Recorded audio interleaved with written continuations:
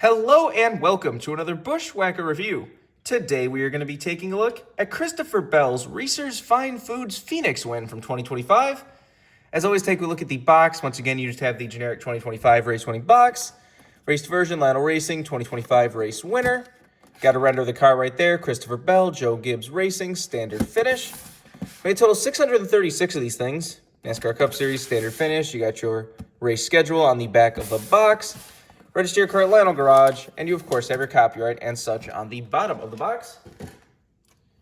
Here is Christopher Bell's win.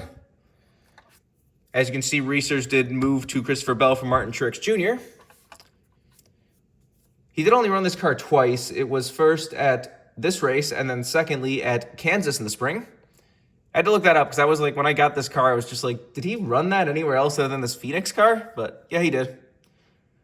I always like this car because for whatever reason, it gives off vibes of Joey Logano's 2008 GameStop primary.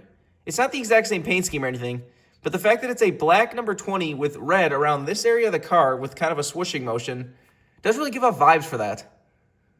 And I'm not alone with that. I saw a bunch of comments back when this car ran, like on Twitter and stuff, that were literally saying the same thing.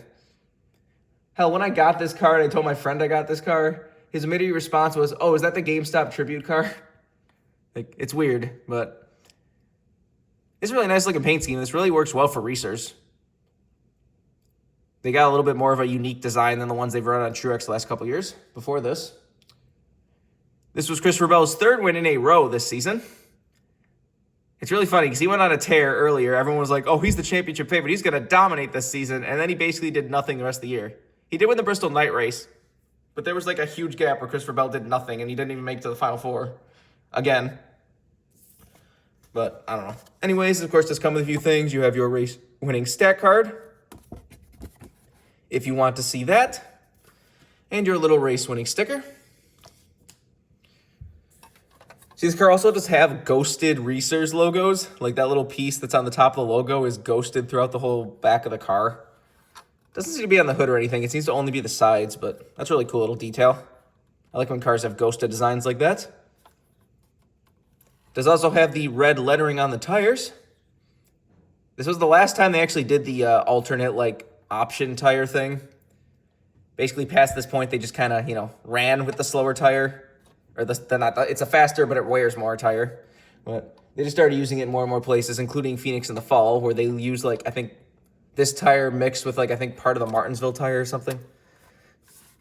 Which led to a lot of people blowing tires and stuff, and people getting angry that tires were determining the championship, but it was the team's fault. Why is everyone ignoring that? At the Phoenix Championship race, notice where all the tires were kind of like located to certain teams. Did everyone just ignore that? It was RCR and Colleague, the two affiliated teams. It was Hendrick, and it was Gibbs. Those were the teams that are having all the tire issues. Like, Joey Logano and Ryan Blaney for Penske, who were running up front all day. Guess what? They didn't have tire issues. Almost seems like it's maybe just a team thing. Stop trying to blame Goodyear for, like, giving a terrible tire. Like, it was very obviously pretty team-based on setups and stuff, but whatever. Anyways, back to this car. Let's get down to sponsors. On the hood, you have Reese's Fine Foods. Got Toyota Camry, number 20, and Joe Gibbs Racing. Down the side, you have Reese's Fine Foods. You got hashtag Let's Eat. You got a picture of some potato salad down there. And I love this little tiny dinky little Ream logo that's on the quarter panel. It looks hilarious. It's just like you can barely even, it's just a little tiny circle right there. But anyways, got Mobile One down there. On the C post, you have DeWalt and Interstate Batteries. On the B post, you have Toyota and JD Gibbs. There's your 3 winner stickers. It's 3 in a row. Got Christopher Bell's logo right there. Typical contingencies and such up front. The black and red tires really do look nice on the black and red car too. That's a really cool combination. On the back, you got Toyota Camry XSE, number 20, Reese's.com, Toyota, and Mobile One. On the deck lid, you got Reese's Main Street Bistro. Got Simon's, Deucin Solutions, Lincoln Welder, Sports Clips, Stratasys, Sherwin-Williams, and Mac Tools. Got Reese's on the roof. This is number 442. Got the same stuff down the other side as usual. Take a look under the hood. So you got Wix filters, Mobile One, Toyota, and Reese's. There's the engine detail if you want to see that.